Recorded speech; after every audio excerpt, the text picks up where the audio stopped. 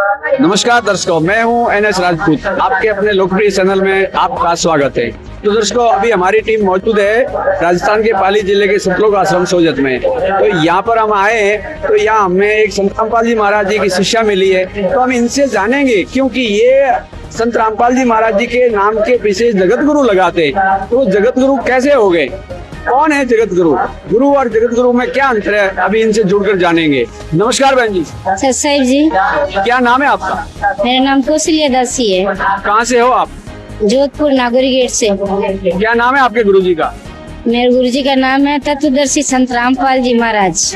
तो आप इनको तत्वदर्शी और जगत गुरु कैसे कहते हैं? जगत गुरु ऐसा है कि हमारे गुरुजी पूरे विश्व के ग्रंथों का ज्ञान दे रहे हैं। उनको सारा ज्ञान, जो तत्वदर्शी और जगत गुरु उनको कहा जाता है, जो पूरे ब्रह्मांड में जितने भी धर्म है उनको ज्ञान, उनको सब एक समान माने, उनको तत्वदर्शी संत और जगत गुरु कहा जाता है। हमारे जगत गुरु तो ग्रंथों का खोल के है ना, सबको ज्ञान बता रहे हैं। ये जगत गुरु हो गए कि वो जगत गुरु है? जगत गुरु तो पूरे विश्व में संत रामपाल जी महाराज जी है। हमारे गुरुजी एक एक शब्द है ना गीता के अकॉर्डिंग बताते हैं, गुरु ग्रंथ साहिब के अकॉर्डिंग बताते हैं, कुरान शरीफ के अकॉर्डिंग बताते हैं गुरुजी सारा ज्ञान। आपके कहने का मतलब है कि विश्व के सारे सर्व धर्मों का ज्ञान बताने, आध्यात्मिक ज्ञान बताने वाले जगत गुरु गिने जाते हैं। जो ये जो बाकी जगत गुरु हैं, यानी वो किसी एक पंथ के गुरु है, वो जगत गुरु नहीं है। नहीं, वो जगत गुरु नहीं है, वो खाली एक ही पंथ का ज्ञान देते हैं। हमारे गुरुजी सब धर्मों को बराबर बता रहे हैं, उनका ज्ञान समझा रहे हैं, और सब ग्रंथों में एक ही धर्म लिखा हुआ है, सबका मालिक एक है। तो बहन जी, आप ये बताइए कि आपने संत रामपाल जी महाराज जी से दीक्षा कब ली? मैंने संत रामपाल जी महाराज से दीक्षा 2013 में ली है। तो इनसे दीक्षा लेने का आखिर क्या कारण, क्या वजह बनी जो आप इनसे दीक्षा ली आपने? सर, हमारे घर में बहुत परेशानी थी। हमारे भगत जी है, वो है ना दारू वारू बहुत ज्यादा पीते थे और घर में लड़ाई झगड़ा वगैरह होता था। तो पहले मैं शंकर भगवान को, दुर्गा माता को बहुत उनकी भक्ति करती थी, गजानन जी की, उनके मंदिरों में जाती और वो घर में अभी लड़कियों के खिलाती थी, बच्चों को तैयार करती थी, जो भी है सारा बच्चों को भंडारा करवाती थी, पर उससे हमारे घर में कोई फायदा नहीं हुआ। तो क्यों, शंकर जी कोई भगवान नहीं है? हमारे घर में फायदा ही नहीं हुआ। पहले हम भगवान मानते थे, पर हमारे घर में कुछ फायदा ही नहीं हुआ। उनकी इतनी हमने भक्ति की, हर सोमवार को क्या पूरे सावन में है ना क्या 108 बेल पत्थर लाते हैं, उन पे ना किसी ने, वो पंडित ने बताया कि उस पे ना चंदन से ओम नमः शिवाय लिखे शिव मंदिर में अर्पित करो। तो हमारे को 4-4 घंटे 8-8 घंटे उस सेवा में लग जाते थे। 16 सोमवार भी किए, फिर भी हमारे घर में कोई फायदा ही नहीं हुआ। भगत जी, हम पहले है ना जगत थे, जब ब्याज का काम करते थे, किस्तों पे पैसे चलाते थे, ब्याज बट्टे का काम करते थे भगत जी, तो हमारे लोग पैसे खा गए। हमने मकान दुकानें सब बेच दी, हम सड़क पे आ गए और है ना फिर किराए के मकान में रहने लगे। तो भगत जी टेंशन से दारू पीने लगे। और भगत जी हमारे घर में जो भी कोई सड़क पे खड़ा होता बोलता कि उस मंदिर चलो, आपके घर में फायदा होगा, तो हम वहाँ चले जाते। वही बोलते कि आप उधर चलो, तो हम उधर चले जाते। भगत जी, ये हमारे घर में फायदा हो, पर कहीं से नहीं हुआ भगत जी। फिर हमको है ना कोई भगत जी थे, उनका एक बार आप संत रामपाल जी महाराज के यहाँ चलो। फिर हम यहाँ सतलोक आश्रम बरवाला गए थे, तो भगत जी को लेके गए। भगत जी, हमने बोला भाई भगत जी को नाम दिलाएंगे। मैंने सोचा कोई नशा मुक्ति केंद्र होगा। उन्होंने कहा भाई हमारे जो भांजी की जवाई थे, उन्होंने बोला मासी जी आप है ना मासा जी को वहाँ लेके चलो, मासा जी शराब छोड़ देंगे। तो मैंने कहा, मैंने इनको इतनी दवाई दिला दी, इतने मंदिर लेके गई, और पंडित का जी जो भी बोलते कि वहाँ दरगाह में चलो, तो वहाँ भी गई कि भाई उनके कोई फायदा होगा, पर फायदा कहीं से नहीं हुआ भगत जी। फिर हमारे वो भांजी जवाई थे, उन्होंने कहा एक बार वहाँ लेके चलो। मेरे को ज्ञान का मालूम नहीं था, और ये भी नहीं मालूम था कि वहाँ भगवान बैठा है। मैं ऐसे ही घर से चली गई, परेशान थी। मैंने कहा इनको ले जाते हैं, शायद वहाँ शराब छोड़ दे। तो वहाँ गए तो भगत जी थोड़े वो पिए हुए थे। उन्होंने कहा मैं तो अंदर नहीं चलूंगा, आप जाओ अंदर। फिर भी जबरदस्ती उनको अंदर लेके गई, बोले नाम नहीं लूंगा मैं तो मैं बैठ गई, परमात्मा आप जानो। फिर वहाँ भक्तों ने कहा कि बहन जी आप आए हो तो आप नाम ले लो। मैं क्यों नाम ले लूं, मैं तो तो सुपारी नहीं खाती, मैं तो कभी चाय भी नहीं पी है। बचपन में 30वीं क्लास में मैंने चाय और सुपारी छोड़ी, जबकि मैं नहीं खा रही हूँ। तो आप मैं नाम क्यों लूँ, मैं तो कोई नशा करती नहीं हूँ। तो बोले बहन जी आप यहाँ आए हो, ये समझ लो आप गंगा किनारे आए हो, तो आप यहाँ पर डुबकी लगा के जाओ, नाम दीक्षा लेके जाओ, तो आपके घर में फायदा होगा।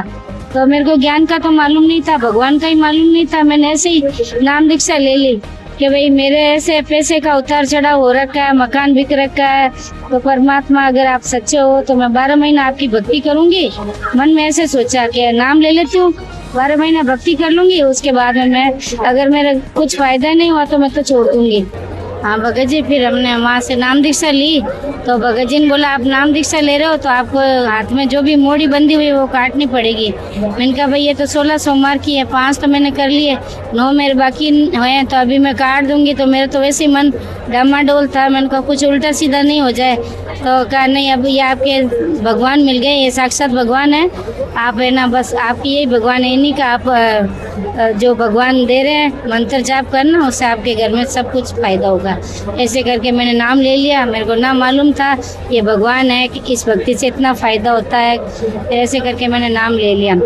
और नाम लेते ही ना लड़की का घर से फ़ोन आया कि मैंने मम्मी, उसने 12वीं पास की थी, फिर बोला मम्मी है ना मेरे को नर्सिंग करनी है। तो मैं कॉलेज के प्रिंसिपल से मिलने गई। मैंने कहा भाई हमारे ऐसी परेशानी है और मैं इतनी, बोले 80,000 मन की 1 साल की से ये है फीस है, और प्लस खर्चा भी होगा ड्रेस का, किताबों का। तो मैंने कहा भाई हमारे पास तो इतना है नहीं।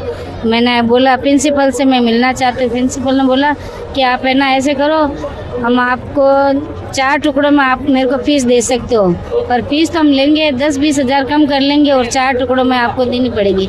ऐसे करके जो घर पे वो आता है ना समूह वाला लोन, तो वो समूह वाले लोन में मैंने फार्म भरा है कि भाई मेरे को लोन लेना है, एक किस्त तो मैं दूँगी और है ना लड़की का वहाँ एडमिशन करवा दूँगी।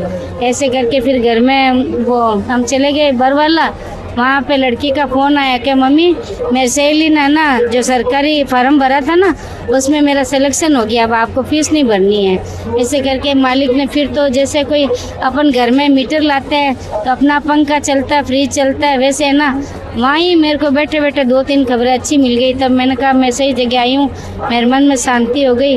मैंने कहा अब मैं सही जगह आई हूँ। ऐसे करके फिर घर आई तो जैसे जैसे भक्ति करती गई वैसे वैसे हमारे सब कुछ अच्छा होता गया। परमात्मा ने सब दया कर दी, वापस घर की झोपड़ी दिला दी, गाड़ियाँ दिला दी, और जो हमारे ऊपर कर्जा भी था वो भी उतार दिया मालिक ने। सब कुछ अच्छा कर दिया। अब तो बस भक्ति में मन लगा हुआ परमात्मा की दया से। तो बहन जी आपने परसों शिव जी की भक्ति की और भक्ति करते करते आपका सब कुछ बीत गया, आप रोड पर आ गए और आपकी परिस्थिति खराब हो गई। तो संत रामपाल जी महाराज जी की शरण में आने से आपको ऐसे कौन से जादू मंत्र तंत्र दे दिए जो आपकी वापस स्थितियाँ सुधरने लग गई? संत रामपाल जी महाराज वो शास्त्र के अनुसार भक्ति बताते हैं, उनसे सांसों ही सांस का मंत्र बताते हैं परमात्मा, और सब भगवान की भक्ति बताते हैं। ऐसे नहीं कि भगवान की भक्ति नहीं बताते। परमात्मा बोलते हैं इस लोक के ये देवता है, इनको भी तो कुछ यहाँ का टैक्स देना पड़ेगा, तो हम उनकी भी भक्ति करते हैं, पर मूर्ति पूजा मना है।